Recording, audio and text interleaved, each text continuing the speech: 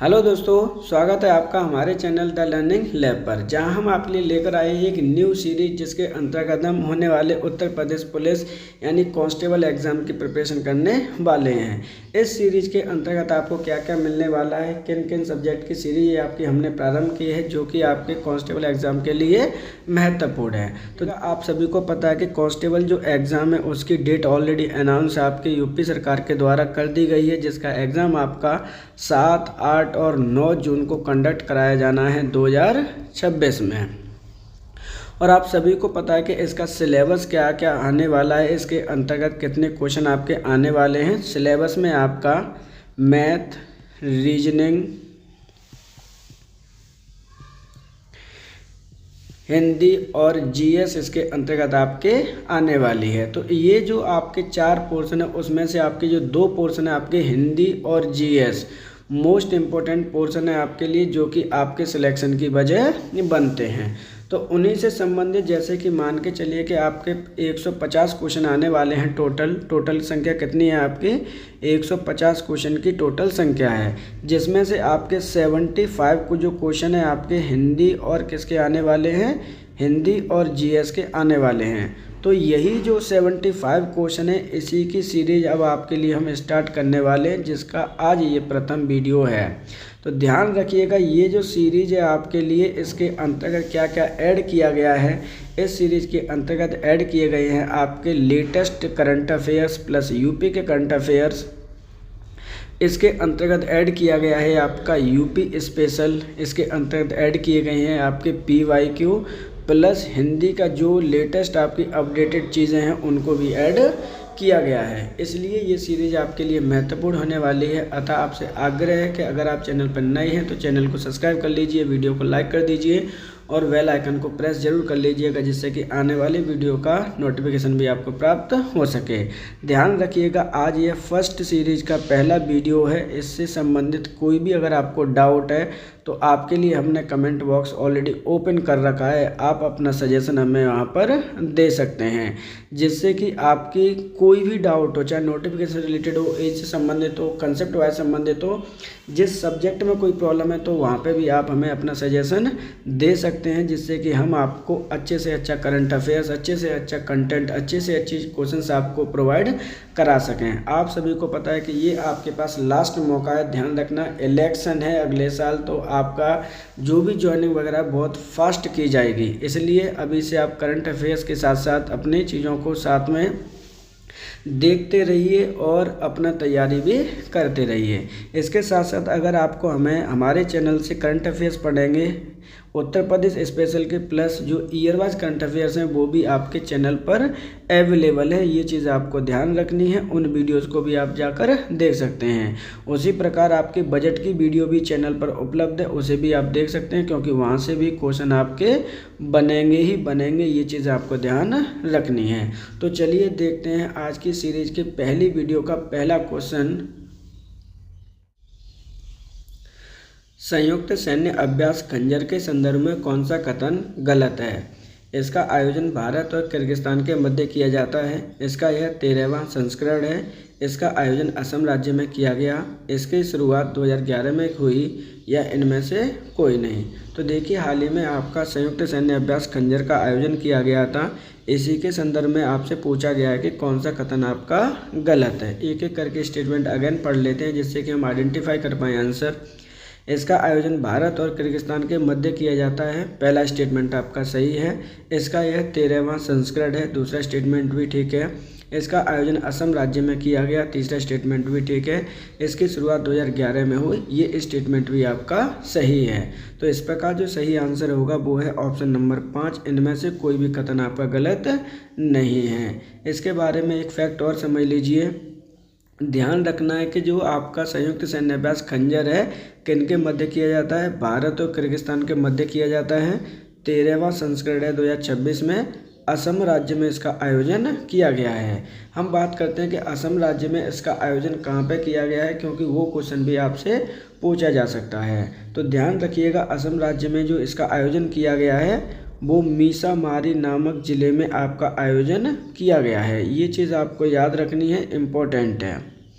अगर हो सकता है कि आपसे डेट भी पूछ ले कि इसका आयोजन कब किया गया है, तो अक्सर करके डेट नहीं पूछी जाती है। इसका आयोजन आपका 4 फरवरी से लेकर 7 फरवरी 2026 के बीच में आपका आयोजन किया गया है। ये चीज़ आपको याद रखनी है। इम्पोर्टेंट फैक्ट हैं सभी, इन सब को आपको याद रखने हैं, क्योंकि यहाँ से कोई भी फैक्ट आपसे पूछा जा सकता है। इस प्रकार जो सही आंसर है वो है ऑप्शन नंबर 5। पाखल वन्य जीव अभ्यारण्य किस राज्य में स्थित है? हाल ही में ये चर्चा में रहा था आपका तेलंगाना, आंध्र प्रदेश, उड़ीसा, छत्तीसगढ़, इनमें से कोई नहीं। तो देखिए यहाँ पे पूछा गया है कि पाखल वन्य जीव अभ्यारण्य किस राज्य में आपका स्थित है। इंपॉर्टेंट क्वेश्चन है, पहले ये क्वेश्चन आ चुका है, ध्यान रखिएगा। सही आंसर है ऑप्शन नंबर आपका 1, ये तेलंगाना राज्य में आपका स्थित है। अब ये चर्चा में क्यों हाल ही में बना रहा है, तो ध्यान रखिएगा, यहाँ पर एक न्यू प्लांट की खोज की गई है। किसकी खोज की गई है? तो यहाँ पर एक न्यू प्लांट की खोज की गई है, और उस प्लांट का नाम क्या है वो भी आप लर्न कर लीजिएगा, क्योंकि आपसे पूछा जा सकता है कि इस प्लांट की खोज आपके कहाँ पर की गई है, किस राज्य में की गई है, किस वन्य जीव अभ्यारण्य में की गई है। तो जब इस तरह के क्वेश्चन आप याद करेंगे, डिटेल में पढ़ेंगे, तो चीज़ें आप इजीली आइडेंटिफाई कर पाएंगे। न्यू प्लांट डिप्लेक्टिरा पैक्लेटा की आपकी खोज की गई है, तेलंगाना राज्य में ये स्थित है। वहाँ पे भी कौन सा जिला आपका स्थित है, तो ध्यान रखिए, उस जिले का भी नाम याद कर लीजिए, महबूबाबाद। क्या है? महबूबाबाद में इसकी खोज की गई है। ये जिला है आपके तेलंगाना का। तो इस प्रकार जो सही आंसर है वो है ऑप्शन नंबर आपका 1, तेलंगाना राज्य में आपका पाखल वन्यजीव अभ्यारण्य स्थित है, जहां पर आपके इस प्लांट की खोज की गई है। हाल ही में किस देश के प्रधानमंत्री पेड्रो सेंचेज ने 16 वर्ष से कम आयु के बच्चों के लिए डिजिटल सोशल मीडिया के उपयोग पर पूर्ण प्रतिबंध लगा दिया है? फ्रांस, ऑस्ट्रेलिया, स्पेन, कोलंबिया या इनमें से कोई नहीं। तो देखिए इंपॉर्टेंट क्वेश्चन है, यहाँ से आप आइडेंटिफाई कैसे कर पाएंगे आंसर। क्वेश्चन में पूछा गया है कि किस देश के प्रधानमंत्री, और प्रधानमंत्री का नाम क्या है? पेड्रो सेंचेज ने 16 वर्ष से कम आयु के बच्चों के लिए डिजिटल सोशल मीडिया पर क्या लगा दिया है? पूर्ण प्रतिबंध लगा दिया है। तो जो सही आंसर है वो है ऑप्शन नंबर आपका 3, स्पेन के प्रधानमंत्री ने अपने देश के बच्चों को कंसंट्रेट करने के लिए, बच्चों का फ्यूचर संभालने के लिए इस तरह का कदम उठाया है कि 16 वर्ष से जितने भी कम बच्चे होंगे अब वो सोशल मीडिया का प्रयोग नहीं कर पाएंगे। अगर करते भी हैं तो उनके माँ बाप की इजाज़त के साथ में कर पाएंगे। ध्यान रखना है, इम्पोर्टेंट है आपका। एक सर्वे समझ लीजिए, एक आर्थिक सर्वे आया है अपने इंडिया का भी 2025-26 का। उसमें इसे क्या घोषित किया गया है? साइलेंट महामारी घोषित किया गया है इसको। सोशल मीडिया की जो एडिक्शन होती है, लत होती है, उसको ये घोषित किया गया है। ये चीज़ें आपको समझनी है, इम्पोर्टेंट है, ध्यान रखिएगा। स्पेन आपका कहाँ का कंट्री है? तो स्पेन आपका एक यूरोपियन कंट्री है। ये चीज़ को भी आपको याद रखनी है। तो जो सही आंसर है इसका वो है ऑप्शन नंबर 3। भारत और खाड़ी सहयोग परिषद के मध्य टर्म्स ऑफ रेफरेंस कब हस्ताक्षरित किए गए हैं? 1 फरवरी 2026, 5 फरवरी 2026, 1 जनवरी 2025, 5 जनवरी 2025 या इनमें से कोई नहीं। तो हाल ही में ये आपकी क्या हुई है? टर्म्स ऑफ कंडीशन पे आपका रेफरेंस पे साइन किए गए हैं। इनके मध्य एक समझौता हुआ है। किनके मध्य समझौता हुआ है? तो ध्यान रखिएगा, भारत और खाड़ी सहयोग परिषद के मध्य आपका समझौता हुआ है, जिस पर टर्म्स ऑफ रेफरेंस पर साइन किए गए हैं भारत के प्रधानमंत्री नरेंद्र मोदी जी के द्वारा। ये कब किए गए हैं, ये क्वेश्चन आपसे पूछा गया है। तो सही आंसर है ऑप्शन नंबर आपका 2, 5 फरवरी 2026, यानी लेटेस्ट आपका करंट अफेयर्स है। ध्यान रखिएगा, कांस्टेबल का जो एग्ज़ाम है जून महीने में आ रहा है, तो इसका मतलब है जो आपके जनवरी से लेकर मई तक के जो करंट अफेयर्स होंगे वो आपके लिए बेहद इम्पोर्टेंट होंगे। ध्यान रखिएगा, भारत और खाड़ी सहयोग परिषद के बीच में एक FTA आपका किया गया है। FTA का मतलब क्या होता है? फ्री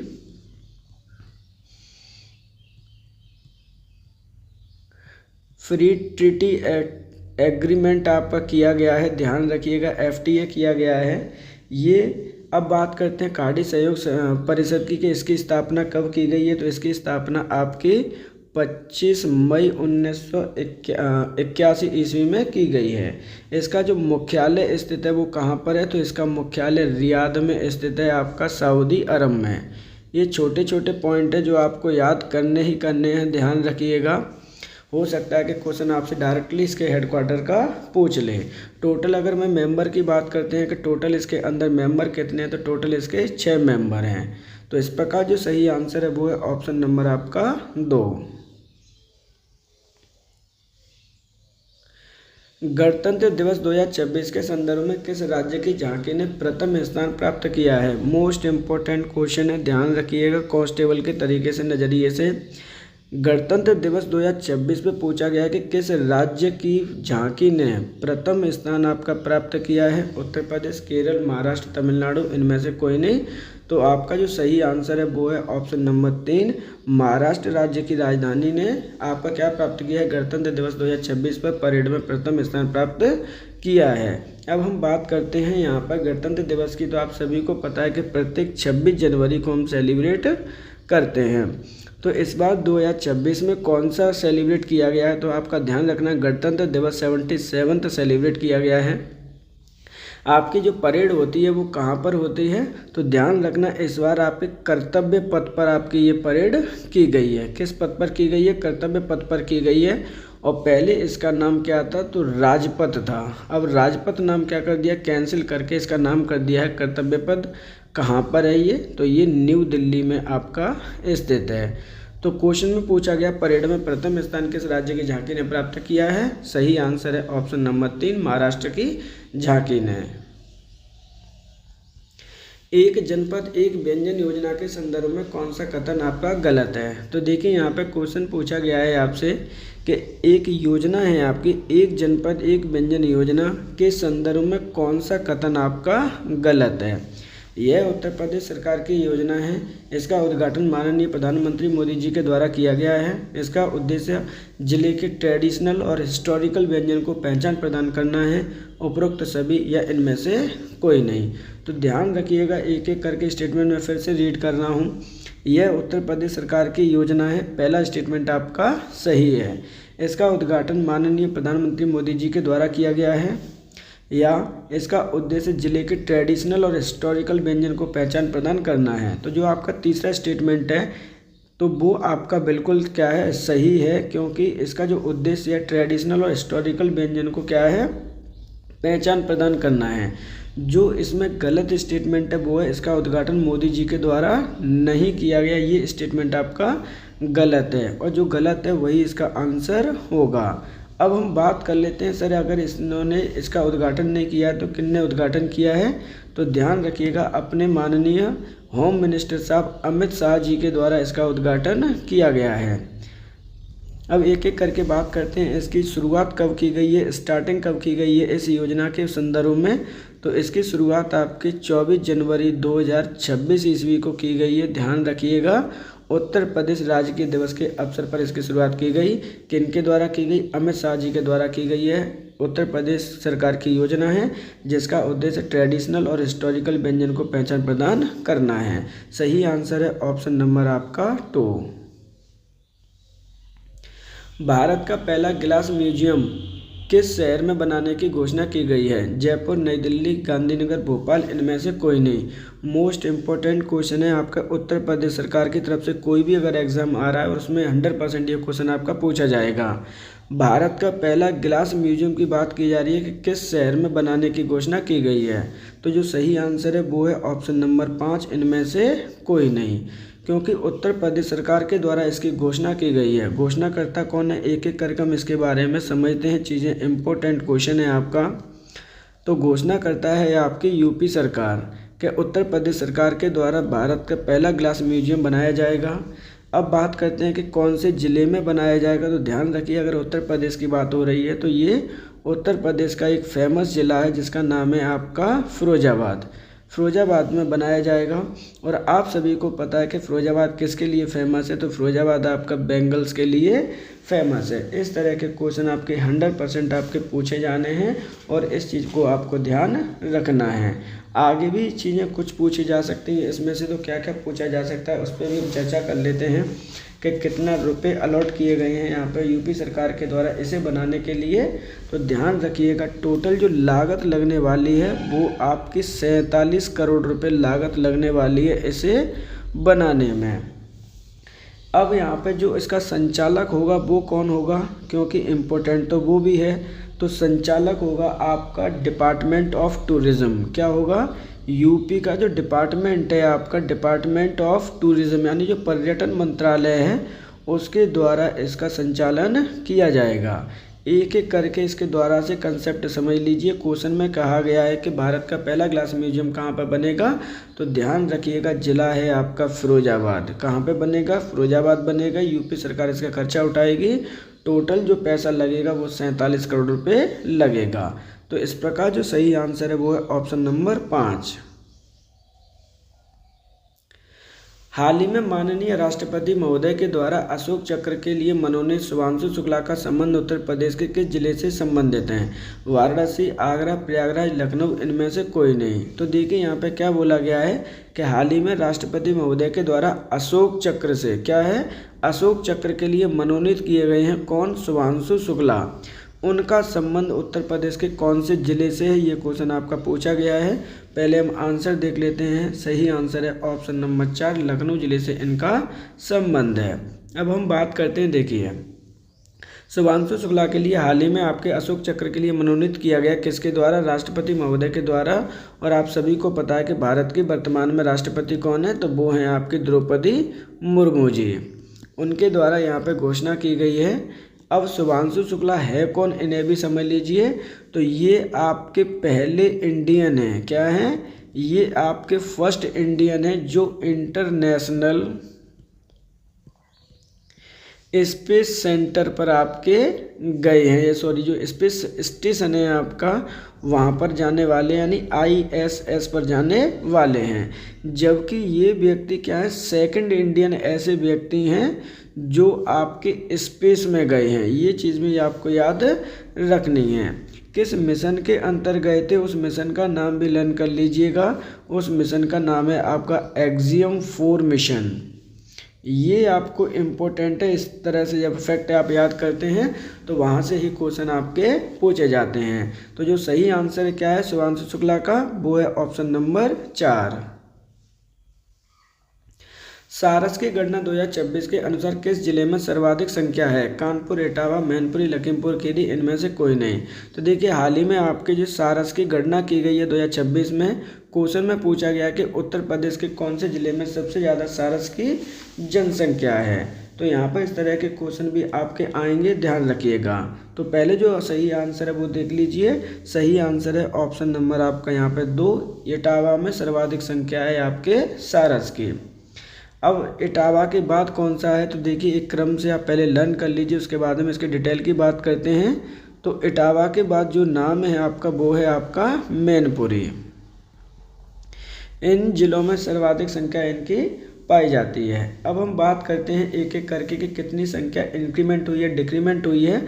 तो ध्यान रखिएगा लास्ट ईयर से आपकी संख्या क्या हुई है, इंक्रीमेंट हुई है। जो पहले आपकी संख्या कितनी थी, 19,994 थी, अब वो बढ़कर कितनी हो गई है, तो वो बढ़कर हो गई है आपकी 20,628।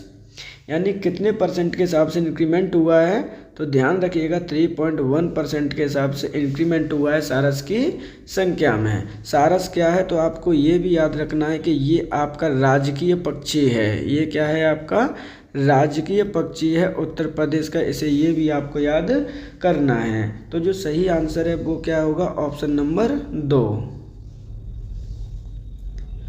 भारत का पहला सरकारी अस्पताल आधारित आर्टिफिशियल इंटेलिजेंस क्लिनिक की स्थापना किस प्रदेश के शहर में की गई है, ग्रेटर नोएडा, आगरा, लखनऊ, वाराणसी, इनमें से कोई नहीं। इम्पोर्टेंट है, भारत का पहला सरकारी अस्पताल आधारित AI क्लिनिक क्या है आपका, शॉर्ट फॉर्म में AI क्लिनिक है, किस शहर में की गई है, इसकी क्वेश्चन पूछा गया है क्वेश्चन में।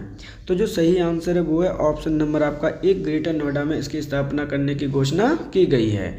अब देखिए इसको अगर आपको याद ना रहे तो इसका हम शॉर्ट फॉर्म भी लर्न कर सकते हैं। AI क्लिनिक की बात की गई है, किस क्लिनिक की बात की गई है, AI क्लिनिक की बात की गई है, जिसका उद्घाटन कहाँ पे किया गया है, उत्तर प्रदेश के ग्रेटर नोएडा शहर में किया गया है, जो कि मुख्यालय है, किसका मुख्यालय है, गौतम बुद्ध नगर का ये मुख्यालय है।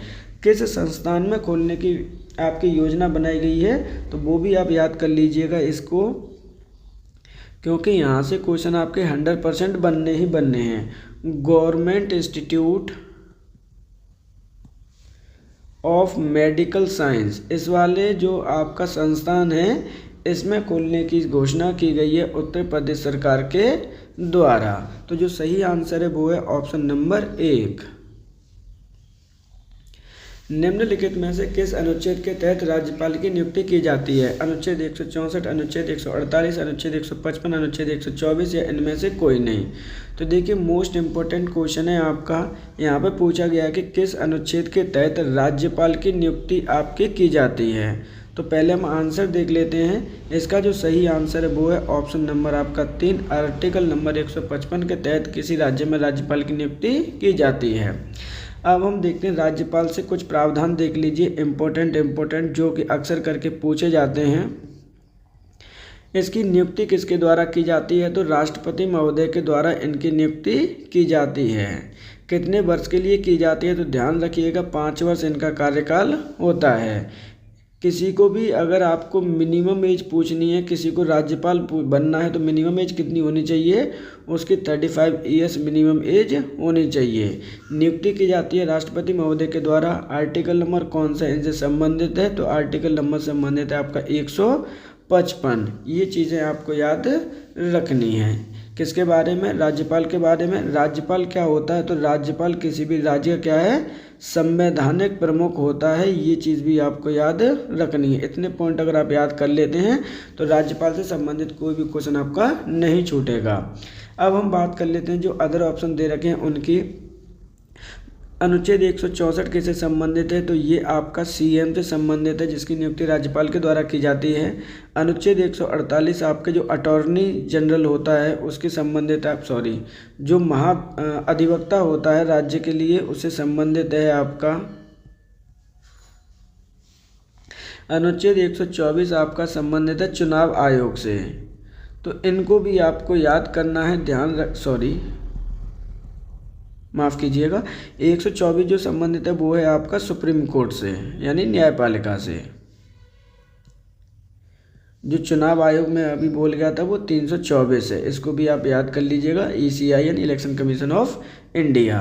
तो यहाँ पर जो क्वेश्चन पूछा गया था किससे संबंधित है? राज्यपाल से। सही आंसर होगा ऑप्शन नंबर 3, 155। निम्नलिखित में से किस भारतीय समाज सुधारक ने ब्रह्म समाज की स्थापना की थी? मोस्ट इम्पोर्टेंट क्वेश्चन है आपका। सुधारकों से संबंधित क्वेश्चन आपके अक्सर करके पूछे जाते हैं और कांस्टेबल का जो एग्ज़ाम है लास्ट ईयर के पेपर उठा लीजिए, आपसे क्वेश्चन पूछे ही गए हैं। यहाँ पे पूछा गया कि किस भारतीय समाज सुधारक ने ब्रह्म समाज की स्थापना आपकी की है? स्वामी दयानंद सरस्वती, राजा राम मोहन राय, स्वामी विवेकानंद या फिर आत्माराम पांडुरंग। तो पहले हम इसका आंसर देख लेते हैं। सही आंसर है ऑप्शन नंबर आपका 2, राजा राम मोहन रॉय के द्वारा ब्रह्म समाज की स्थापना की गई है। अब ब्रह्म समाज की स्थापना कब की गई है वो भी क्वेश्चन आपसे पूछा जा सकता है। तो ध्यान रखिएगा 1828 ईस्वी में की गई है। कहाँ पर की गई थी? तो इसकी स्थापना कोलकाता में की गई थी। इतने आप याद कर लीजिएगा, इम्पोर्टेंट है। अदर की बात करते हैं हम। तो स्वामी दयानंद सरस्वती के द्वारा किसी की स्थापना की गई है? तो बिल्कुल की गई है। दयानंद सरस्वती के द्वारा आर्य समाज की आपकी स्थापना की गई है। वहीं अगर हम विवेकानंद जी की बात करते हैं तो विवेकानंद जी के द्वारा जो आपका रामकृष्ण मिशन है, क्या है आपका? रामकृष्ण मिशन की स्थापना इनके द्वारा की गई है। वहीं अगर हम बात करते हैं आत्माराम पांडुरंग के द्वारा, तो इनके द्वारा प्रार्थना समाज की स्थापना की गई है। ये सब चीज़ें आपको इम्पोर्टेंट है, लर्न करनी ही करनी है। सही आंसर है ऑप्शन नंबर 2। निम्नलिखित में से स्वतंत्रता संग्राम 1857 में अवध का प्रतिनिधित्व किसने किया था? कुंवर सिंह, जगदीश चंद्र, बेगम हजरत महल, लियाकत अली या इनमें से कोई नहीं। तो देखिए यहाँ पे पूछा गया है कि जो आपका क्वेश्चन है स्वतंत्रता संग्राम 1857 में अवध का प्रतिनिधित्व किसके द्वारा किया गया? तो देखिए यहाँ पर इसको काट लीजिएगा क्योंकि ये बेगम हजरत महल ऑप्शन नंबर आपका 3 में आएंगे जो कंप्लीट इनका नाम है। क्वेश्चन में पूछा गया है कि किन्होंने इनका जो अवध है उसकी प्रतिनिधित्व किया है। सही आंसर है ऑप्शन नंबर आपका 3, बेगम हजरत महल के द्वारा प्रतिनिधित्व किया गया है। अब हम बात करते हैं स्वतंत्रता संग्राम 1857 की, इसकी शुरुआत कब हुई थी? तो ध्यान रखिएगा इसकी शुरुआत आपकी 10 मई 1857 को की गई थी। कहाँ से हुई थी? तो ये उत्तर प्रदेश का ही एक शहर है मेरठ, वहाँ से इसकी शुरुआत हुई है। वहीं अगर हम कुंवर सिंह की बात करते हैं तो इनका संबंध कानपुर से है, कानपुर से इन्होंने प्रतिनिधित्व प्रदान किया था। जगदीश चंद्र की बात कर जगदीश चंद्र इसमें कोई नाम नहीं है, इनमें से कोई नहीं। तो सही आंसर क्या है आपका? ऑप्शन नंबर होगा, एक सेकंड, सॉरी इसको थोड़ा सा कैंसिल कर लीजिएगा आप लोग। ये कानपुर नहीं है, इन्होंने बिहार से प्रतिनिधित्व किया था। कहाँ से किया था? बिहार से प्रतिनिधित्व किया है इन्होंने। तो सही आंसर है ऑप्शन नंबर आपका 3। राजगृह किस महाजनपद की प्रथम राजधानी थी? अवंती, कुरु, कौशल, मगध या इनमें से कोई नहीं? मोस्ट इंपॉर्टेंट क्वेश्चन है, कई बार ये क्वेश्चन पहले भी आ चुका है, ध्यान रखिएगा। जो राजगृह है वो किस महाजनपद की प्रथम राजधानी थी? तो पहले हम इसका आंसर देख लेते हैं। सही आंसर है ऑप्शन नंबर 4, मगध राज्य की ये राजधानी थी आपकी राजगृह। अब हम इसके बारे में बात करते हैं कि ये मगध कहाँ पर स्थित है। अगर वर्तमान में अगर हम इसकी बात करते हैं तो ये आपका नालंदा ज़िले में आपका स्थित है। और नालंदा ज़िला आपका कहाँ पर है? तो ये आपका बिहार राज्य में स्थित है। ये आपके मगध की राजधानी थी, पुरानी राजधानी, प्रथम राजधानी है। इसके बाद में आपका क्या है? इसके बाद में आपके पाटलिपुत्र इसकी राजधानी बना था। ये चीज़ें भी आपको याद रखनी है। राजगृह लिखा आए या फिर राजगृह लिखा आए, एक ही बात होगी, इस चीज़ को आप ध्यान में रखेंगे। दोनों ही आंसर सही माने जाते हैं। सही आंसर है ऑप्शन नंबर 4। किस मंदिर को ब्लैक पैगोडा के नाम से भी जाना जाता है? सोमनाथ मंदिर, जगन्नाथ मंदिर, सूर्य मंदिर, ओंकारेश्वर मंदिर या इनमें से कोई नहीं? मोस्ट इंपॉर्टेंट क्वेश्चन है, यहाँ से क्वेश्चन पूछे जाते हैं और 100% पूछे जाते भी रहेंगे आगे भी। क्वेश्चन में पूछा गया है यहाँ पर कि किस मंदिर को ब्लैक पैगोडा के नाम से जाना जाता है? तो सही आंसर है ऑप्शन नंबर आपका 3, सूर्य मंदिर को ब्लैक पैगोडा के नाम से जानते हैं। अब ये जो सूर्य मंदिर है वो कौन सा सूर्य मंदिर है और कहाँ पर स्थित है, ये इम्पोर्टेंट है आपके लिए। तो ध्यान रखिएगा, ये जो सूर्य मंदिर स्थित है वो कोणार्क में स्थित है। कहाँ पर स्थित है? कोणार्क में स्थित है। कोणार्क कहाँ पर है? ये आपके उड़ीसा राज्य का एक जिला है जहाँ पर ये मंदिर स्थित है, सूर्य मंदिर। इम्पोर्टेंट है, ध्यान रखिएगा। ये कई बार ये क्वेश्चन आपका पहले भी पूछा जा चुका है। अब हम बात करते हैं कि ये इसका निर्माणकर्ता कौन होंगे, किनके द्वारा इसे बनवाया गया होगा, क्योंकि अक्सर करके यहाँ से भी क्वेश्चन आपके पूछे जाने हैं। तो निर्माणकर्ता है नरसिंहदेव बर्मन। क्या है? नरसिंहदेव बर्मन के द्वारा इसका निर्माण कराया गया है। तो इस तरह के जब क्वेश्चन आप कंसेप्ट वाइज समझते जाएंगे तो चीज़ें आपको ईजिली लर्न होते जाएंगे। सही आंसर क्या है? सही आंसर है ऑप्शन नंबर 3। किस भारतीय स्वतंत्रता सेनानी को भारतीय क्रांति की जननी के तौर पर जाना जाता है? मैडम बीकाजी कामा, एनी बेसेंट, अरोड़ा आसिफ अली, सरोजिनी नायडू या इनमें से कोई नहीं?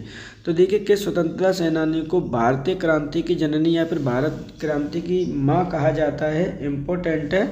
तो सही आंसर है ऑप्शन नंबर 1, मैडम बीकाजी कामा को कहा जाता है। अब मैडम बीकाजी कामा को क्यों कहा जाता है, ये इम्पोर्टेंट है, ध्यान रखिए। इनसे संबंधित फैक्ट आपको लर्न करने हैं। बात करते हैं हम 1907 ईस्वी की, और एक जगह का नाम है स्टुअर्ट। क्या नाम है? स्टूट गार्ड करके कुछ नाम है इसका। कहाँ पर ये स्थित है? तो ध्यान रखना, ये जर्मनी में है। तो जर्मनी में सबसे पहले इन्होंने यहाँ पर क्या किया था? तिरंगा फहराया था, इसलिए इनको ऐसा कहा जाता है कि ये भारतीय क्रांति की जननी है। तो सही आंसर है ऑप्शन नंबर आपका 1, मैडम बीकाजी कामा। निम्नलिखित में से किसने महात्मा गांधी के साथ पूना समझौते पर हस्ताक्षर किए थे? ज्योतिबा फूले, चंद्र रंजन दास, अली बंधु, भीमराव अंबेडकर या फिर इनमें से कोई नहीं? तो यहाँ पर क्वेश्चन पूछा गया है आपका कि किसने महात्मा गांधी के साथ में पूना समझौते पर हस्ताक्षर किए थे? तो सही आंसर है ऑप्शन नंबर आपका 4, डॉक्टर भीमराव अंबेडकर जी के द्वारा साइन किए गए थे। कब किए गए थे? तो ध्यान रखना है, ये जो घटना घटित हुई है वो है 24 सितंबर 1932 ईस्वी को ये घटना घटी है। उस समय आपके गांधी जी जेल में थे, आमरण अनशन कर रहे थे, उस समय ही इन पे बात हुई थी और दोनों लोगों ने इस पर आपके साइन किए थे। अब ये किससे संबंधित था, तो ध्यान रखिए ये सांप्रदायिक अधिनियम था। क्या है आपका, सांप्रदायिक अधिनियम था उस समय का, उस पर इसके सिग्नेचर किए गए थे, जिससे क्या है कम्युनल अवार्ड भी कहते हैं। क्या है, जो कम्युनल की बात की गई थी इलेक्शन कमीशन के द्वारा, कम्युनल पैक्ट की बात की गई थी, ये इसे ही मानते हैं। तो जो सही आंसर है वो है ऑप्शन नंबर 4। भारतीय संविधान के किस अनुच्छेद में उल्लेखित है कि भारत का एक उपराष्ट्रपति भी होगा? अनुच्छेद 45, अनुच्छेद 56, अनुच्छेद 75, अनुच्छेद 63 या इनमें से कोई नहीं। तो देखिए इम्पोर्टेंट क्वेश्चन है आपका, यहाँ पर बोला गया है कि भारतीय संविधान के कौन से अनुच्छेद में ये कहा गया है कि भारत का एक उपराष्ट्रपति भी होगा। तो जो सही आंसर है वो है ऑप्शन नंबर 4, अनुच्छेद 63 में ये कहा गया है। और क्या क्या कहा गया है ये चीज़ें भी आप समझ लीजिए, इम्पोर्टेंट है उपराष्ट्रपति से संबंधित। तो आप सभी को पता होना चाहिए कि उपराष्ट्रपति के संदर्भ में क्या क्या चीज़ें आपकी इम्पोर्टेंट है। तो यहाँ पर जो सबसे इम्पोर्टेंट है वो है आपकी मिनिमम एज कितनी होनी चाहिए बनने के लिए। तो मिनिमम एज होनी चाहिए आपकी 35 ईयर्स। और ये ऑटोमेटिकली सभापति कहलाता है। किसका सभापति कहलाता है, तो ये राज्यसभा का सभापति होता है। और राज्यसभा का सभापति भी होगा ऐसा कहा गया है आर्टिकल नंबर 64 में। तो सही आंसर है ऑप्शन नंबर 4। केंद्रीय सूचना और अन्वेषण ब्यूरो भारतीय संविधान की 7वीं अनुसूची की किस सूची के अंतर्गत आता है? राज्य सूची, संघ सूची, समवर्ती सूची, अंतर्गत सूची या फिर इनमें से कोई नहीं। तो देखिए इम्पोर्टेंट क्वेश्चन है आपका, यहाँ पे पूछा गया है कि जो भारतीय केंद्रीय असूचना और अन्वेषण ब्यूरो है वो किस सूची के अंतर्गत आपका आता है। तो इनसे संबंधित क्वेश्चन आपके 100% पूछे जाते रहे हैं। सही आंसर है ऑप्शन नंबर आपका 2, संघ सूची का ये विषय है। अब संघ सूची का विषय दे रखा है 7वीं अनुसूची से संबंधित है आपका, ध्यान रखना है, इम्पोर्टेंट क्वेश्चन है आपका। अब हम बात करते हैं संघ सूची की। तो संघ सूची पर किसको मतलब जो आपके कानून बनाने हैं, नियम बनाने, किसका अधिकार होता है? तो यहाँ पे केंद्रीय सरकार का अधिकार होता है इस पर कानून बनाने का। तो इस प्रकार जो सही आंसर है वो क्या है, ऑप्शन नंबर 2। भारत किस देश के साथ सबसे लंबी सीमा साझा करता है? पाकिस्तान, बांग्लादेश, चीन, नेपाल, इनमें से कोई नहीं।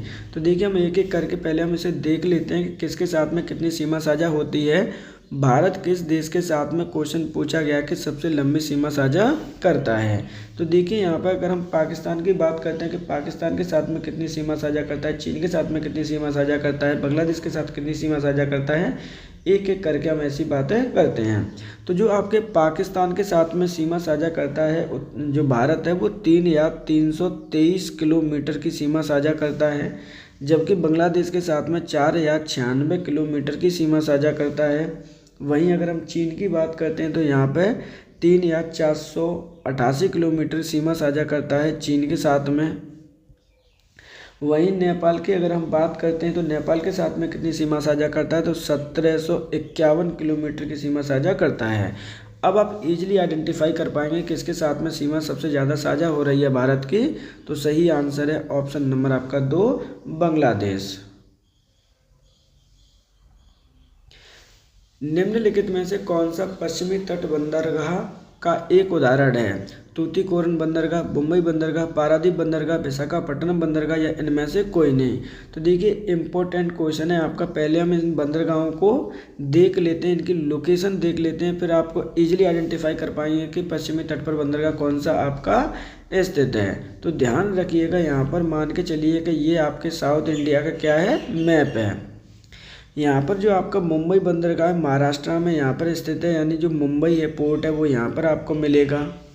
पारादीप आपका उड़ीसा में स्थित है, मतलब यहाँ पर आपको पारादीप भी मिल जाएगा।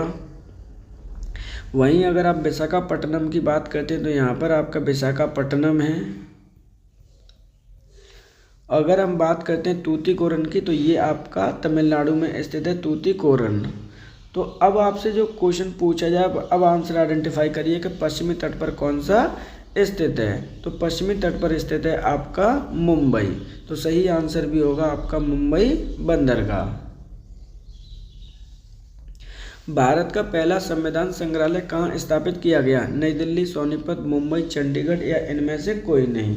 तो यहाँ पर आपसे क्वेश्चन पूछा गया है कि भारत का पहला संविधान संग्रहालय कहाँ स्थापित किया गया? सही आंसर है ऑप्शन नंबर आपका 2, सोनीपत में इसका स्थापना की गई। अब सोनीपत आपका कहाँ पर स्थित है? तो ध्यान रखिएगा, ये आपके हरियाणा राज्य का एक जिला है। अब हम बात करते हैं कि यहाँ पर क्या क्या दे रखा है कि जो संविधान निर्माता थे, कौन थे आपके संविधान जो निर्माता थे, उनकी 300 जो लोग थे उनकी मूर्तियाँ यहाँ पर बनाई गई हैं। ये चीज़ आपको याद रखनी है। सही आंसर क्या है? सही आंसर है ऑप्शन नंबर 2। भारत की सबसे बड़ी मीठे पानी की झील कहाँ स्थित है? चिल्का, कोलेरू, वेम्बनाड, पुलिकट या इनमें से कोई नहीं? क्वेश्चन में आपसे पूछा गया है कि भारत की सबसे जो बड़ी झील है, मीठे पानी की झील है, वो कौन सी स्थित है? तो सही आंसर क्या है यहाँ पे? सही आंसर है ऑप्शन नंबर 5, इनमें से कोई भी भारत की सबसे मीठे पानी की बड़ी झील नहीं है। पहले हम आंसर देख लेते हैं कि सर सबसे बड़ी कौन सी मीठे पानी की झील है भारत में? तो वो है आपकी बूलर।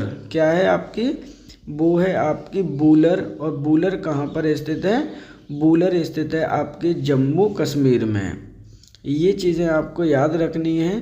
अब जो ऑप्शन दे रखे हैं उनकी बात करते हैं, कौन कहाँ पर स्थित है, क्योंकि क्वेश्चन तो वहाँ से भी आना है।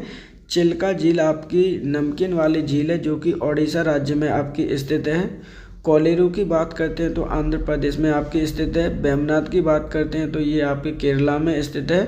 और पुलिकट की बात करते हैं तो ये आपके आंध्र प्रदेश और तमिलनाडु राज्य की सीमा पर आपकी स्थित है। इस प्रकार जो सही आंसर है वो है ऑप्शन नंबर 5।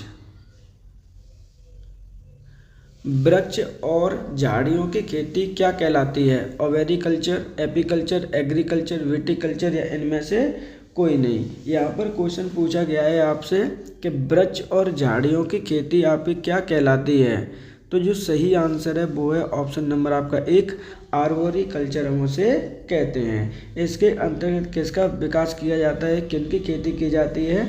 तो इसके अंतर्गत ऐसे मतलब पेड़ या फिर झाड़ियों की खेती की जाती है जिससे आपका भवन निर्माण किया जाता है। क्या किया जाता है? भवन निर्माण में आपकी जो लकड़ियाँ वगैरह लगती हैं उनका निर्माण किया जाता है, उनकी खेती की जाती है। लकड़ी का उत्पादन किया जाता है, ये चीज़ आपको याद रखनी है। तो क्वेश्चन में पूछा गया था वृक्ष और झाड़ियों की खेती। सही है आंसर आपका ऑप्शन नंबर 1। निम्नलिखित में से किसे सेरीकल्चर कहा जाता है? अंगूर की खेती, मत्स्य पालन, रेशम के कीटों का वाणिज्यिक पालन, फलों का उगना या फिर इनमें से कोई नहीं? यहाँ पर क्वेश्चन आपसे पूछा जा रहा है कि सेरीकल्चर किसे कहा जाता है? तो सही आंसर है ऑप्शन नंबर आपका 3, रेशम के कीटों का जो वाणिज्यिक पालन किया जाता है उसे हम क्या कहते हैं? सेरीकल्चर कहते हैं। इम्पोर्टेंट है, ध्यान रखिएगा। सही आंसर है ऑप्शन नंबर 3। निम्नलिखित में से किसके अंतर्गत माइटोकॉन्ड्रिया नहीं पाया जाता है? यहाँ पे क्या शब्द है आपका? माइटोकॉन्ड्रिया आपका नहीं पाया जाता। ये क्वेश्चन आपको पूछा गया है। ईस्ट, शैवाल, जीवाणु, कटक या इनमें से कोई नहीं? तो जो सही आंसर है वो है ऑप्शन नंबर आपका 3, जीवाणु के अंतर्गत आपका माइटोकॉन्ड्रिया नहीं पाया जाता। अब हम बात करते हैं माइटोकॉन्ड्रिया के बारे में। तो माइटोकॉन्ड्रिया को और किस नाम से जानते हैं? तो ध्यान रखना, इसे हम पावर हाउस कहते हैं। क्या कहते हैं? पावर हाउस कहते हैं। किसका पावर हाउस है ये? तो पावर हाउस ऑफ सेल इसे कहा जाता है। ये चीज़ें आपको याद रखनी है। सही आंसर है ऑप्शन नंबर 3। अर्थव्यवस्था के संरचनात्मक ढांचे से क्या तात्पर्य है? निजी और सार्वजनिक क्षेत्र का वर्गीकरण, जीडीपी में विभिन्न क्षेत्रों का योगदान, जनसंख्या का ग्रामीण और शहरी वितरीकरण, जनसंख्या का पुरुष महिला वितरण या फिर इनमें से कोई नहीं? तो मोस्ट इम्पोर्टेंट क्वेश्चन है आपका। यहाँ से भी क्वेश्चन आपके आते हैं, ध्यान रखिएगा। क्वेश्चन में पूछा गया है कि आपके संरचनात्मक ढांचे से क्या तात्पर्य है? तो जो संरचनात्मक क्षेत्र से संबंधित है वो है ऑप्शन नंबर आपका 2। जीडीपी में विभिन्न क्षेत्रों का योगदान आपके स्ट्रक्चर इकोनॉमी को दर्शाता है। तो सही आंसर क्या होगा? Option number 2। उत्तर प्रदेश में कोयले के भंडार कहाँ पाए जाते हैं? विंध्याचल, बुंदेलखंड क्षेत्र, सिंगरौली क्षेत्र, उपरोक्त में से सभी या इनमें से कोई नहीं। तो ध्यान रखिएगा, ये उत्तर प्रदेश से संबंधित क्वेश्चन है आपका। यहाँ पर पूछा गया है कि जो कोयले के भंडार है कहाँ पाए जाते हैं। सही आंसर है ऑप्शन नंबर आपका 3, सिंगरौली वाले क्षेत्र में आपके उत्तर प्रदेश में कोयले के भंडार पाए जाते हैं। अब ये कहाँ पर स्थित है? ध्यान रखिएगा, ये आपका सोनभद्र जिले में आपका स्थित है। सही आंसर होगा ऑप्शन नंबर 3।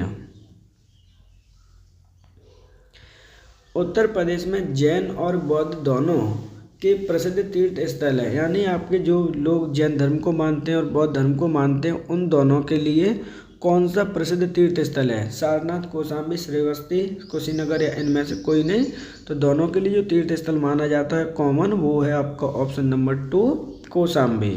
हम अदर ऑप्शन की बात करते हैं, यहाँ पर सारनाथ की बात करते हैं। तो ध्यान रखिएगा, सारनाथ में भगवान बुद्ध ने अपना प्रथम उपदेश दिया है।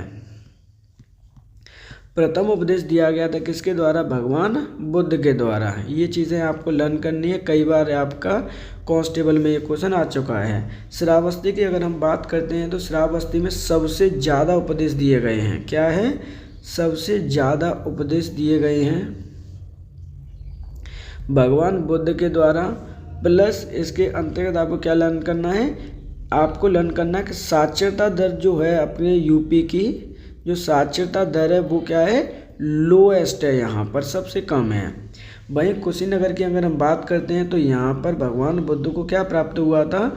महापरिनिर्वाण प्राप्त हुआ था, अर्थात यहाँ पर इनकी डेथ हुई थी। ये चीज़ भी आपको याद रखनी है। तो सही आंसर होगा इस प्रकार ऑप्शन नंबर 2। भारतीय चारागाह एवं अनुसंधान संस्थान कहाँ स्थित है? बहराइच, श्रावस्ती, रांची, पटना, इनमें से कोई नहीं। तो ध्यान रखिएगा, भारतीय चारागाह एवं चारा अनुसंधान संस्थान कहाँ स्थित है? सही आंसर है ऑप्शन नंबर 2, ये झांसी में आपका स्थित है। अब झांसी को किस किस के लिए जाना जाता है वो भी समझ लीजिए। यहाँ पर उत्पादन किया जाता है ट्रांसफार्मर का। किसका? जो ट्रांसफार्मर होते हैं उनका प्रोडक्शन यहाँ पर होता है, उनके लिए जाना जाता है। दूसरा यहाँ पे आपको जो लर्न करना है वो लर्न करना है कि जो ईस्ट और वेस्ट है, ईस्ट वेस्ट नॉर्थ साउथ जो कॉरिडोर है आपके, वो एक दूसरे को कहाँ पर कट करते हैं? तो वो एक दूसरे को कट करते हैं झांसी में। ये चीज़ आपको याद रखनी है। तो इस प्रकार जो सही आंसर है वो क्या है? Option number 2। उत्तर प्रदेश में पहला निजी टेक्सटाइल पार्क किस जिले में स्थापित किया जाएगा? सहारनपुर, शामली, मुरादाबाद, मेरठ या इनमें से कोई नहीं। क्वेश्चन में पूछा क्या गया है, देख लीजिए, ध्यान से पढ़ लीजिए, इम्पोर्टेंट है। यहाँ पर पूछा गया है कि आपका उत्तर प्रदेश में पहला निजी टेक्सटाइल पार्क क्या है? पहला निजी टेक्सटाइल पार्क किस राज्य में किस जिले में आपका स्थापित किया जाएगा? जब इस तरह के क्वेश्चन आते हैं तो आपको ध्यान रखना है, तरीके से पढ़ना है, उसके बाद ही आप आंसर आइडेंटिफाई कर पाएंगे। तो जो सही आंसर है इसका क्या होना चाहिए, एक एक करके हम इसके बारे में जान लेते हैं। सही आंसर है ऑप्शन नंबर आपका 2, ये शामली जिले में आपका बनाया जाएगा। सही आंसर है ऑप्शन नंबर 2। कंप्यूटर स्पीकर या फिर हेडफोन किस प्रकार के उपकरण हैं? तो देखिए यहाँ पर क्वेश्चन पूछा गया है, आउटपुट है, इनपुट है, स्टोरेज है, सॉफ्टवेयर है, इनमें से कोई नहीं है। जो आपका स्पीकर है, आपका हेडफोन है, आपका किस प्रकार के उपकरण है, ये क्वेश्चन आपसे पूछा गया है। तो देखिए ये कंप्यूटर से संबंधित क्वेश्चन भी आपसे पूछे जाएंगे, इस चीज़ को भी आपको ध्यान रखना है। तो जो सही आंसर है वो क्या होगा, यहाँ पर एक एक करके इनकी बात हम कर लेते हैं। जो स्पीकर है और हेडफोन है आपका, वो होगा आपका आउटपुट। क्या होगा? आउटपुट होगा। सही आंसर है ऑप्शन नंबर 1। अब देखिए आउटपुट क्या होते हैं। आउटपुट का मतलब है कि आपको जिससे रिजल्ट प्राप्त होता है उन्हें हम आउटपुट कहते हैं। मान के चलिए कि जो माइक्रोफोन होता है आपका, या फिर कह सकते हैं माइक्रो स्पीकर होता है, उसमें हम क्या करते हैं, बोलते हैं। क्या बोलते हैं कि यानी कुछ भी सेइंग करते हैं, जबकि जो स्पीकर होता है नॉर्मली या हेडफोन होता है उसमें हमें हियरिंग होती है, सुनाई देती है आवाज़। तो ये रिजल्ट प्राप्त होता है बोलने के बाद, इसलिए ये क्या होगा, आउटपुट होगा। MMU का पूर्ण रूप क्या है? Machine memory unit, memory management unit, main memory unit, machine management unit, या फिर इनमें से कोई नहीं। तो यहाँ पे जो क्वेश्चन आपसे पूछा गया है वो पूछा गया है कि जो MMU है उसकी फुल फॉर्म क्या है। इस तरह के क्वेश्चन 100% पूछे जाएंगे। मैं फिर से रिपीट कर रहा हूँ, ध्यान रखिएगा। मेमोरी मैनेजमेंट यूनिट इसकी क्या होगी, आपकी फुल फॉर्म होगी। सही आंसर होगा ऑप्शन नंबर 2। WWW का आविष्कारक कौन है? Will Gates, Tim Berners-Lee, Timothy Will, री टॉमसिंगल, या इनमें से कोई नहीं। तो जो आपका WWW है आपकी वेब है, उसका आविष्कारक है आपका ऑप्शन नंबर 2, टिम बर्नर्स-ली के द्वारा इसका आविष्कार किया गया है।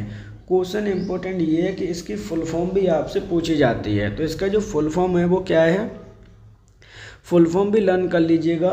वर्ल्ड वाइड वेब इसकी क्या है, आपकी फुल फॉर्म है। ये चीज़ भी आपको लर्न रहनी चाहिए। सही आंसर क्या है, ऑप्शन नंबर 2। संयुक्त प्रांत से उत्तर प्रदेश के रूप में नाम बदलने के बाद उत्तर प्रदेश में प्रथम राज्यपाल कौन थे? विश्वनाथ दास, अकबर अली, फिरोज शाह मोदी, वेंकट गिरी, या इनमें से कोई नहीं। क्वेश्चन को ध्यान से पढ़ना है। हो सकता है कि आप डायरेक्टली आंसर लगा के चले जाओ और बोलोगे सर ये हमारा क्वेश्चन सही है बहुत अच्छे तरीके से, लेकिन घर पे आके अक्सर करके क्वेश्चन गलत हो जाते हैं। यहाँ पे पूछा गया कि संयुक्त प्रांत से, देखिए संयुक्त प्रांत से जो उत्तर प्रदेश नाम पड़ा है वो कब पड़ा था? 24 जनवरी 1950 को पड़ा है। अब उस समय उत्तर प्रदेश का राज्यपाल पूछा गया कि उस समय राज्यपाल कौन थे। ये क्वेश्चन है, इम्पोर्टेंट है, क्योंकि हो सकता है कि आप सीधे सीधे जाके लगा के इसमें ढूंढने लग जाओ कि सरोजिनी नायडू कहाँ है और आप आंसर टिक कर दो, तो आपका ध्यान रखिएगा आंसर वो गलत हो जाएगा। क्वेश्चन में पूछा गया कि 1950 में आपके कौन थे राज्यपाल, क्योंकि उस समय ही आपका नाम परिवर्तन हुआ था उत्तर प्रदेश का। इस तरह के थोड़े ट्रिकी क्वेश्चन आते हैं जिनको आपको धीमे से पढ़ना है। तो यहाँ पे जो सही आंसर है वो है ऑप्शन नंबर 3, फिरोज शाह मोदी उत्तर प्रदेश के उस समय के क्या थे, आपके राज्यपाल थे। वहीं अगर हम वर्तमान की बात करते हैं कि वर्तमान में आपका राज्यपाल कौन है, तो वर्तमान में आपके राज्यपाल हैं आपकी आनंदीबेन पटेल। कौन है?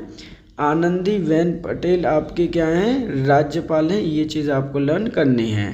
सही आंसर है ऑप्शन नंबर 3। अब देखिए ये 35 क्वेश्चन हमने जीके के सॉल्व किए हैं। इससे आगे आपके हिंदी के क्वेश्चन हैं आपके, जो कि हमें सॉल्व करने हैं, क्योंकि जो कांस्टेबल है आपके उसमें से 2 पोर्शन जीके और आपकी हिंदी यहाँ पे हम सॉल्व कराने की कोशिश करेंगे। और ये जो प्रैक्टिस है आपकी बहुत ही ज़्यादा इम्पोर्टेंट होगी। ध्यान रखिएगा, प्रीवियस ईयर के क्वेश्चन यहाँ पे पूछे गए हैं, एसएससी वाले क्वेश्चन यहाँ पे पूछे जा रहे हैं।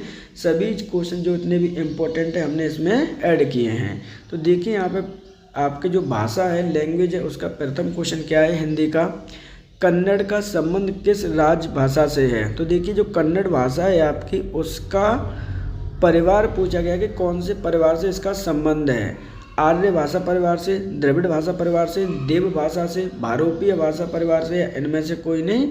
तो जो सही आंसर है वो है ऑप्शन नंबर आपका 2, द्रविड़ भाषा परिवार से इसका संबंध है कन्नड़ का। क्योंकि आप सभी को पता है कि ये दक्षिण भारत की भाषा है। द्रविड़ परिवार से और कौन कौन सी भाषा बिलोंग करती हैं, तो ध्यान रखना है, उससे बिलोंग करती है आपकी तमिल भाषा, बिलोंग करती है आपकी मलयालम भाषा, बिलोंग करती है। इनको आपको नहीं भूलना है। ये चीज़ें हैं, कन्नड़ करती है। ये तीनों किस परिवार से आती हैं, तो ये द्रविड़ परिवार से आती हैं। सही आंसर है ऑप्शन नंबर 2। भाषा की सबसे छोटी इकाई क्या है? शब्द, मात्रा, उपरोक्त सभी, या इनमें से कोई नहीं। तो देखिए सबसे छोटी इकाई पूछी गई है। यहाँ पर एक शब्द ऐड कर लीजिए। शब्द 2 बार हो गया है। यहाँ पर हम कर लेते हैं वर्ड, और यहाँ कर देते हैं हम मात्रा। तो क्वेश्चन में पूछा गया है कि सबसे छोटी इकाई क्या है, तो सबसे छोटी इकाई है वो है ऑप्शन नंबर 2 वर्ड आपकी सबसे छोटी इकाई मानी जाती है किसी भी भाषा की। सही आंसर होगा ऑप्शन नंबर 2। निम्नलिखित में से संज्ञा शब्द है, यह, जीना, प्राणा, पहाड़, इनमें से कोई नहीं। तो देखिए यहाँ पे क्या पूछा गया, यहाँ पर आपसे पूछा गया है कि संज्ञा कौन सा शब्द है इनमें से। इम्पोर्टेंट है, इस तरह के क्वेश्चन अक्सर करके आते हैं, ध्यान रखिएगा। इनमें से जो संज्ञा शब्द है वो क्या होगा, सही आंसर होगा ऑप्शन नंबर 4। इनमें से जो पहाड़ है वो आपका संज्ञा शब्द है, ध्यान रखना है, इम्पोर्टेंट है। इस तरह के क्वेश्चन अक्सर करके आएंगे ही आएंगे। जैसे संज्ञा कितने प्रकार की होती है, संज्ञा क्या है, तो ये क्या है, देखिए किसी भी प्राणी वस्तु के नाम को हम संज्ञा कहते हैं, जबकि कितने प्रकार की होती है, 5 प्रकार की होती है। ये छोटी छोटी बेसिक सी चीज़ें हैं जो हम एक्सप्लेन करते चलेंगे आपको, साथ ही साथ में जिस तरह से जीके को एक्सप्लेन किया जा रहा है। सही आंसर क्या है, ऑप्शन नंबर 4। जाति शब्द का बहुवचन क्या होगा, जातियाँ, जातियों, जातीय, जातीय या इनमें से कोई नहीं। अब यहाँ पे जो क्वेश्चन पूछा गया वो जाति पूछा गया, और जाति शब्द का इनमें से कौन सा आपका बहुवचन होगा, ये क्वेश्चन आपका पूछा गया है। तो ध्यान रखिएगा, सही आंसर है ऑप्शन नंबर 5 इनमें से कोई नहीं, क्योंकि जो एज इट इज इसका आंसर होगा जाति शब्द का बहुवचन जातियाँ होता है। क्या शब्द होता है एग्जैक्ट, जातियाँ शब्द इसका बहुवचन होता है। ध्यान रखिएगा, ये हिंदी है और हिंदी में एक एक पॉइंट आपके लिए इम्पोर्टेंट है। तो सही आंसर है ऑप्शन नंबर 5। उसका भाई खेलता है वाक्य में सर्वनाम है। तो देखिए यहाँ पे क्या बोला गया है, एक आपको वाक्य दे रखा है, वाक्य का नाम है उसका भाई खेलता है। अब पूछा गया है कि इसमें कौन सा सर्वनाम है, संबंधवाचक, पुरुषवाचक, निजवाचक, निश्चयवाचक या फिर इनमें से कोई नहीं। उसका जो भाई खेलता है उसमें पुरुषवाचक संबंध है। क्या संबंध है आपका, ऑप्शन नंबर, जो सही आंसर होगा वो है ऑप्शन नंबर 2 पुरुषवाचक सर्वनाम है। अब सर्वनाम किसे कहते हैं, संज्ञा के स्थान पर प्रयोग होने वाले शब्दों को हम सर्वनाम कहते हैं। तो जो सही आंसर होगा यहाँ पे वो है ऑप्शन नंबर आपका 2 पुरुषवाचक सर्वनाम है यहाँ पर। निम्नलिखित में से कौन सा विशेषण संख्या को दर्शाता है, चौड़ा, 10 मीटर कपड़ा, दर्जन, ताजगी या इनमें से कोई नहीं। तो देखिए यहाँ पर जो क्वेश्चन पूछा जा रहा है वो पूछा जा रहा है कि कौन सा विश्लेषण है आपका, विशेषण है, एडजेक्टिव है जो संख्या को दर्शाता है। इम्पोर्टेंट है, ध्यान रखिएगा। सही आंसर इसमें क्या होगा,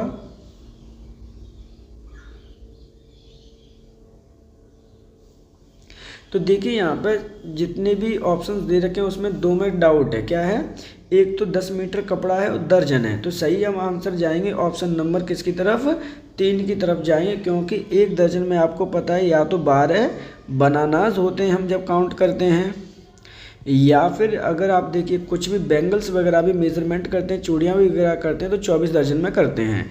जबकि 10 मीटर में ये क्या होगा, परिमाण में जाएगा, कि ये परिमाणवाचक विशेषण हो जाएगा सर। तो इसलिए जो ऑप्शन नंबर क्या है, 3 सही आंसर होगा। बहिर्मुखी शब्द में कौन सा उपसर्ग है। अब देखिए यहाँ पर क्वेश्चन पूछा गया है कि उपसर्ग क्या है और क्या है बहिर्मुखी शब्द में कौन सा उपसर्ग है, वही, बहिर, बहिष, बहिर या इनमें से कोई नहीं। तो देखिए एक एक चीज़ इम्पोर्टेंट है, हलंत भी इम्पोर्टेंट है। ये हिंदी है और हिंदी के सभी क्वेश्चंस आपको एज इट इज़ पढ़ने हैं, एक एक चीज़ों को पढ़ना है, इसको लाइटली नहीं लेना है। क्वेश्चन में पूछा गया है कि आपका जो बहिर्मुखी शब्द है उसमें आपका उपसर्ग क्या है। तो जो सही आंसर है वो है ऑप्शन नंबर 4 बहिर इसका उपसर्ग है। अब उपसर्ग शब्द क्या होता है, तो ध्यान रखिएगा, उपसर्ग जो शब्द होता है वो आगे लगता है, बाकी के क्या है, शब्द के आगे लगने वाला शब्द कहाँ पर ऐड होगा, शब्द के आगे ऐड होता है। ये चीज़ें आपको याद रखी जाएंगी। तो क्वेश्चन का जो सही आंसर है वो क्या है, ऑप्शन नंबर 4। प्रत्यय शब्द होता है शब्दांश, पद्यांश, वाक्यांश, पद्यांश या इनमें से कोई नहीं। तो जो सही आंसर क्या है, प्रत्यय प्रत्यय होता है आपका ऑप्शन नंबर 1 शब्दांश होता है, शब्द के पीछे ऐड होता है। ध्यान रखिए उपसर्ग और प्रत्यय में अंतर क्या है, जो आपका प्रत्यय है वो शब्द के पीछे ऐड होता है। क्या है, शब्द के पीछे ऐड होता है आपका प्रत्यय। अब जैसे मान के चलिए कि मैंने कोई एक शब्द लिखा है जिसमें हम ऐड करने की कोशिश करते हैं। यहाँ पर मैंने यूज़ किया मीठा और यहाँ पे यूज़ किया मैंने आई, तो ये जो शब्द बन जाएगा वो क्या बन जाएगा, मिठाई शब्द बन जाएगा आपका। तो ये जो शब्द है आपका क्या कहलाएगा, प्रत्यय कहलाएगा। पीछे शब्द जो ऐड होता है उसे हम प्रत्यय कहते हैं। सही आंसर है ऑप्शन नंबर 1। निम्न में से संधि का कौन सा युग्म गलत है। तो देखिए यहाँ पे संधि विच्छेद दे रखा है आपको और क्वेश्चन पूछा गया है कि इनमें से कौन सा जो विकल्प है संधि विच्छेद का गलत है। इस तरह के क्वेश्चन अक्सर करके संधि से आते हैं, ध्यान रखिएगा। पहले हम बात करते हैं कि संधि कहते किसे हैं। तो संधि का मतलब है दो अक्षरों को जोड़कर जो विकार होता है उसे हम संधि कहते हैं। जबकि संधि विच्छेद किसे कहते हैं, संधि को ब्रेक करना, यानी जो शब्द होता है आपको उसको अलग अलग ब्रेक करना पर क्या कहलाता है, संधि विच्छेद कहलाता है। क्वेश्चन में पूछा गया है कि कौन सा विकार या कौन सी संधि या इसमें सम्मिलित नहीं है। इम्पोर्टेंट क्वेश्चन है, एक एक करके हम यहाँ पे देख लेते हैं। तो देखिए अनुदित, अनु प्लस उदित, क्या आपका शब्द सही है, बिल्कुल ठीक है आपका। अविनेंद्र का अवनि प्लस इंद्र, ये भी आपका सही है। श्रद्धानंद, श्रद्ध प्लस आनंद, क्या ये सभी शब्द है। भूद्धार, भू प्लस उद्धार, या इनमें से कोई नहीं। तो देखिए ऑप्शन नंबर जो 3 है वो गलत है। क्या है, गलत है, क्योंकि इसका जो संधि विच्छेद होगा वो होगा आपका श्रद्धा प्लस आनंद, यानी क्या शब्द होना चाहिए, श्रद्धा शब्द होना चाहिए, इसलिए ये गलत है। सही आंसर यही पूछा गया था, कौन सा युग्म गलत है, ऑप्शन नंबर 3।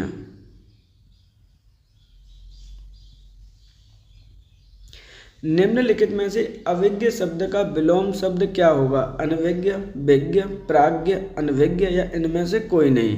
तो देखिए यहाँ पर 2 क्वेश्चन पूछे गए हैं कि अविज्ञ जो शब्द दे रखा है उसका आपका विलोम शब्द क्या होगा। इस तरह के क्वेश्चन 100% आपके आते हैं, ये चीज़ को आपको ध्यान रखना है। तो जो सही आंसर है अविज्ञ शब्द का जो विलोम होगा वो है अनभिज्ञ। क्या होगा, अनभिज्ञ। ऑप्शन नंबर आपका 1 सही आंसर होगा। इसमें से आप इसको रिमूव कर दीजिए क्योंकि 2 एक जैसे आंसर हो जा रहे हैं।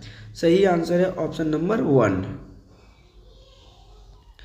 अंग अंग फूल ना समाना मुहावरे का अर्थ है। देखिए एक मुहावरा दे रखा है आपको जिसका आंसर पूछा कि अंग अंग फूले ना समाना। गुस्सा होना, बहुत आनंदित होना, दुखी होना, बीमार होना, या इनमें से कोई नहीं। तो इसका जो सही आंसर है वो है ऑप्शन नंबर 2, अंग अंग फूल ना समाने का मतलब है बहुत ही हैप्पी होना, खुश होना। सही आंसर है ऑप्शन नंबर 2। आँख के अंधे गांठ के पूरे लोकोक्ति का अर्थ क्या है। तो देखिए यहाँ पे एक लोकोक्ति दे रखी है, आँख के अंधे गांठ के पूरे लोकोक्ति का सही अर्थ आपसे पूछा गया है। गुड़ के वृद्ध नाम का होना, किसी तरह की जिम्मेदारी का ना होना, मूर्ख, धनवान, या डींग हाँकना, या इनमें से कोई नहीं।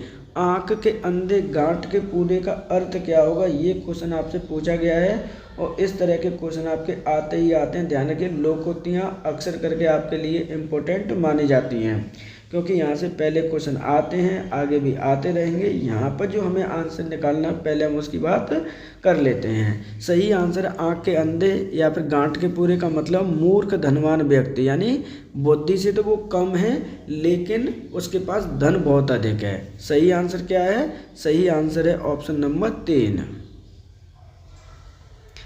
अनि शब्द का सही पर्यायवाची बताइए। दुष्ट, स्वादिष्ट, सेतु, सेना, या इनमें से कोई नहीं।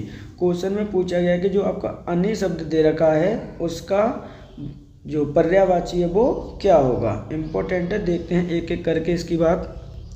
यहाँ पे जो अनि शब्द है उसका सही पर्यायवाची है ऑप्शन नंबर आपका 4, सेना।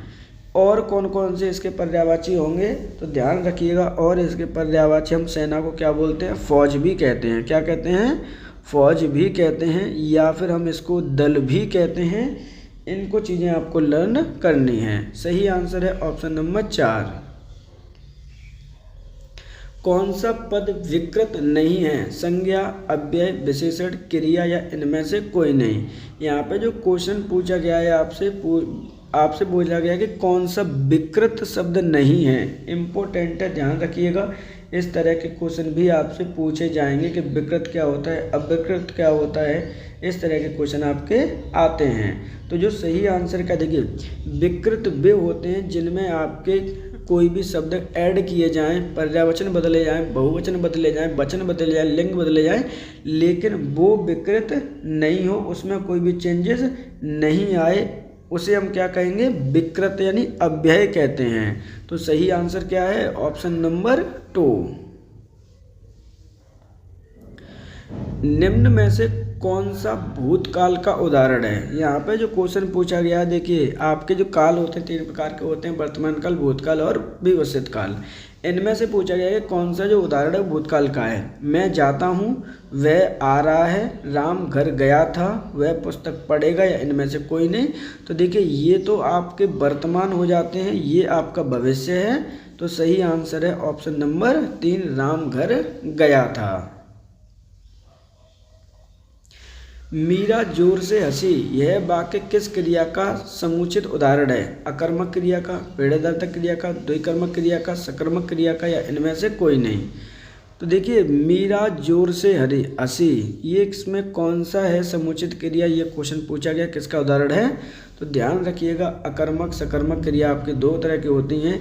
यहाँ पे जो सही आंसर है वो है ऑप्शन नंबर 1, अकर्मक क्रिया का, क्योंकि मीरा स्वयं हंस रही है, इसमें कोई भी ऑब्जेक्ट नहीं है आपका। सभी चिट्ठियां डाक से भेजी गई हैं, इसमें कर्ता क्या है? कर्ता क्या होता है? काम करने वाला कर्ता कहलाता है। सभी चिट्ठियां डाक से भेजी गई हैं, इसमें पूछा गया है आपका कर्ता। जब इस तरह के क्वेश्चन आते हैं, इम्पोर्टेंट हो जाता है कि आपको उन चीज़ों की समझ होनी चाहिए। तो क्या भेजा गया है, क्या कर्ता होगा इसमें? तो जो सही आंसर है वो है ऑप्शन नंबर 3, चिट्ठियां आपका इसमें कर्ता माना जाएगा। सही आंसर क्या है? Option number 3। निम्नलिखित में से कौन सा शब्द द्रव्यवाचक संज्ञा है? क्या है? मटेरियल है आपका। मटेरियल पूछा गया है, 5 प्रकार की होती हैं, खटाई, चमड़ा, मिठास, ठंड या इनमें से कोई नहीं। तो जो मटेरियल है वो है, सही आंसर क्या है? ऑप्शन नंबर 2, चमड़ा, क्योंकि चमड़ा एक वस्तु है और वही आपका द्रव्यवाचक संज्ञा होगा। जबकि खटाई क्या शब्द है? तो ध्यान रखिएगा, ये भाववाचक संज्ञा का उदाहरण है, मिठास भी भाववाचक संज्ञा का उदाहरण है और ठंड भी आपका भाववाचक संज्ञा का उदाहरण है। सही आंसर है ऑप्शन नंबर 2। निम्नलिखित में से इस वाक्य में कौन सा सर्वनाम है? जिसने हमें बुलाया था वह आया है। क्या देखिए यहाँ पे पूछा गया है आपका सर्वनाम, जिसको हमने बुलाया था वह आया है। निश्चयवाचक, उत्तमवाचक, संबंधवाचक, निजवाचक, इनमें से कोई नहीं। तो सही आंसर है ऑप्शन नंबर 3, संबंधवाचक। निम्नलिखित में से कौन सी पुस्तक मुंशी प्रेमचंद जी के द्वारा लिखी गई है? मोस्ट इम्पॉर्टेंट क्वेश्चन है आपका, ध्यान रखिएगा, यहाँ से क्वेश्चन बनते ही बनते हैं आपके। यहाँ पर है कि कौन सी पुस्तक है जो मुंशी प्रेमचंद जी के द्वारा लिखी गई है? पद्मावत, रश्मिरथी, परिवार, कफन, इनमें से कोई नहीं। तो सही आंसर है ऑप्शन नंबर 4, कफन जो पुस्तक है मुंशी प्रेमचंद जी के द्वारा लिखी गई है। जबकि आपकी जो पद्मावत है मलिक मोहम्मद जायसी के द्वारा लिखी गई है, ये चीज़ आपको याद रखनी है। वहीं रश्मिरथी की बात करते हैं तो ये मीराबाई जी के द्वारा लिखी गई है आपकी, महादेवी वर्मा जी के द्वारा लिखी गई है, उनको हम आधुनिक भारत की मीराबाई कहते हैं। वहीं आपके परिवार की जगह क्या कर लीजिए, शब्द है मेरा परिवार, ये भी आपकी महादेवी वर्मा जी के द्वारा लिखी गई है। महादेवी वर्मा जी को ही हम आधुनिक भारत की मीराबाई कहते हैं, ये चीज़ आपको याद करनी है। आधुनिक मीराबाई इनका उपनाम है, इसलिए थोड़ा सा मतलब कह सकते हैं कि मिसकम्युनिकेट हुआ है। सही आंसर क्या है? ऑप्शन नंबर 4, कफन पुस्तक मुंशी प्रेमचंद जी के द्वारा लिखी गई है। हिंदी साहित्य को कितने कालखंडों में विभक्त किया गया है? 2, 4, 5, 3, इनमें से कोई नहीं। तो देखिए क्वेश्चन में आपसे पूछा गया कि हिंदी कालखंड को कितने जो हिंदी साहित्य है आपका उसे कितने कालखंडों में डिवाइड किया गया है? सही आंसर है ऑप्शन नंबर 2, 4 कालखंडों में डिवाइड किया गया है। अब वो कौन कौन से कालखंड है देखिए, तो सबसे पहले आता है आपका आदिकाल, उसके बाद आता है आपका भक्ति काल, यानी जो भक्ति काल के लोग आए थे उस समय। उसके बाद आता है आपका रीतिकाल, और रीतिकाल के बाद में कौन सा साहित्य काल आता है? तो वो है आपका आधुनिक काल। ये चीज़ें भी आपको लर्न करनी है और ये आपके क्रम से ही लिखे गए हैं। तो सही आंसर है ऑप्शन नंबर 2।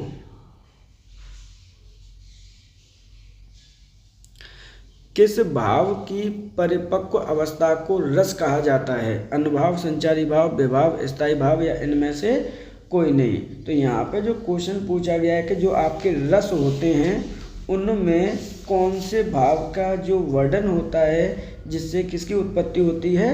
रस की उत्पत्ति होती है। ये क्वेश्चन आपका पूछा गया है, इम्पोर्टेंट है, ध्यान रखिएगा। एक एक करके हम इसकी बात करते हैं कि कौन से भाव की जो उत्पत्ति होती है उससे किसका परिणाम निकलता है? रस का परिणाम आपका निकलता है। जो यहाँ पे सही आंसर है कि किस भाव की परिपक्व अवस्था को रस कहा जाता है, तो सही आंसर है ऑप्शन नंबर आपका 4, स्थायी भाव को हम क्या है, उसकी परिपक्व अवस्था को क्या कहते हैं? रस कहा जाता है। सही आंसर है ऑप्शन नंबर 4। निम्नलिखित में से कौन सुमेलित नहीं है? बाणभट्ट, कादम्बरी, जयशंकर प्रसाद, लोकायतन, वात्स्यायन, कामसूत्र, मुंशी प्रेमचंद, गोदान या इनमें से कोई नहीं। क्वेश्चन आपसे पूछा गया है कि कौन सा आपका क्या है? सुमेलित नहीं है। इम्पोर्टेंट क्वेश्चन है, ध्यान रखिएगा। बाणभट्ट कादम्बरी लिखी गई है, बिल्कुल ठीक है। वात्स्यायन के द्वारा कामसूत्र लिखा गया है, मुंशी प्रेमचंद के द्वारा गोदान लिखी गई है, लेकिन जयशंकर प्रसाद जी के द्वारा लोकायतन नहीं लिखी गई। ये ऑप्शन क्या है आपका? गलत है। यही आंसर आपसे पूछा गया है। तो लोकायतन किसके द्वारा लिखी गई पुस्तक है? तो ध्यान रखिए, सुमित्रा नंदन पंत के द्वारा लिखी गई है। किसके द्वारा? सुमित्रा नंदन पंत के द्वारा ये पुस्तक आपकी लिखी गई है। सही आंसर है ऑप्शन नंबर 2। निम्नलिखित में से कौन सा वाक्य सही है? एक गीत की पुस्तक ला दीजिए, गीतों की एक पुस्तक ला दीजिए, गीतों की एक पुस्तक ला दीजिए, एक गीतों की पुस्तक ला दीजिए या इनमें से कोई नहीं। तो इसमें जो क्वेश्चन पूछा गया कि कौन सा स्टेटमेंट आपका सही है, या कह सकते हैं कि कौन सा वाक्य आपका सही है। इम्पोर्टेंट है, ध्यान रखिएगा। सही आंसर है ऑप्शन नंबर आपका 3, गीतों की एक पुस्तक ला दीजिए। निम्नलिखित में से कौन सा सामासिक युग्म सही है? यानी देखिए यहाँ पर क्या दे रखा है कि सामासिक युग्म पूछा गया है कि एक तरफ आपके समास दे रखे हैं, दूसरी तरफ आपके उनके शब्द दे रखे हैं। यहाँ पर क्वेश्चन पूछा गया कि कौन सा आपका सही है। तो बेमिसाल, द्वंद्व समास, कर्महीन, तत्पुरुष समास, चतुरानन, अव्ययीभाव समास, दुरात्मा, द्विगु समास या फिर इनमें से कोई नहीं। तो यहाँ पे पूछा गया कि कौन सा आपका सही है। इम्पोर्टेंट है, ध्यान रखिएगा। इस तरह के क्वेश्चन आपके आते हैं। तो जो सही आंसर है वो है ऑप्शन नंबर 2, कर्महीन तत्पुरुष आपका समास है। जबकि अदर देख लीजिए, बेमिसाल में क्या आएगा? बेमिसाल में आपका अव्ययी भाव आएगा।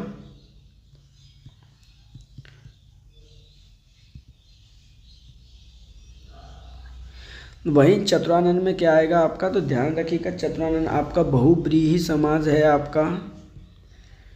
वहीं अगर हम दुरात्मा की बात करते हैं तो वो कर्मधारय समाज है आपका। तो इस प्रकार सही आंसर है ऑप्शन नंबर 2, कर्महीन आपका तत्पुरुष समाज माना जाता है। सही आंसर है ऑप्शन नंबर 2। तो इस प्रकार आज के हमारे 60 क्वेश्चन यहाँ पे सॉल्व किए गए हैं। माफ़ कीजिएगा, नेक्स्ट वीडियो से हम आपके लिए 75 क्वेश्चन लेकर आने वाले हैं, जिसमें आपकी जीके प्लस आपकी हिंदी का ये प्रैक्टिस सीरीज आपकी कंटिन्यू की जाएगी। तो ध्यान रखना है, इसके अंतर्गत आपको क्या क्या मिलने वाला है। इसके अंतर्गत आपको करंट अफेयर से संबंधित क्वेश्चन होंगे, जितने भी कांस्टेबल में PYQ पूछे गए हैं वो होंगे आपके, प्लस इम्पोर्टेंट अपना इनपुट इसके अंतर्गत रखा जाएगा। तो ये चीज़ें आपको अगर एक ही चैनल पे मिल जाती है तो इससे बेटर आपके लिए क्या है, क्योंकि हिंदी और जीके ही आपके सिलेक्शन की वजह बनते हैं, इसलिए हमने इस प्रैक्टिस सीरीज को स्टार्ट करने का निर्णय लिया है। क्योंकि आप सभी को पता है कि जो कांस्टेबल का एग्ज़ाम है आपका कब होना है, कांस्टेबल का एग्ज़ाम आपका 7, 8 और 9 जून 2026 को ऑलरेडी डेट अनाउंस आपकी हो चुकी है, इसलिए इस सीरीज़ को लाना हमारे लिए कंपलसरी हो गया था। अब आप सभी से रिक्वेस्ट है कि अगर आपको कोई भी कंसेप्ट के बेसिस पर आपको कमेंट करना है कि ये हमें ला दीजिए या फिर इस तरह से ला दीजिए, तो आप हमें अपना सजेशन दे सकते हैं। और इसमें अपने सजेशन के साथ साथ आप अपने जिस तरह के भी क्वेश्चंस कंसेप्टेड हैं वो उसके साथ में भी हम आप लोगों से डिस्कस कर सकते हैं। आज के लिए आपके लिए इतना ही है। कल से आपके 75 क्वेश्चन होंगे, जिसमें आपका एक पोर्शन हिंदी, दूसरा आपका जीके का होगा। आज के लिए इतना ही। आप हमसे जुड़े रहिए और बेल आइकन को प्रेस करना बिल्कुल मत भूलिएगा, जिससे कि आने वाले वीडियो का नोटिफिकेशन भी आपको ईजिली प्राप्त हो जाए। आज के लिए इतना ही। धन्यवाद।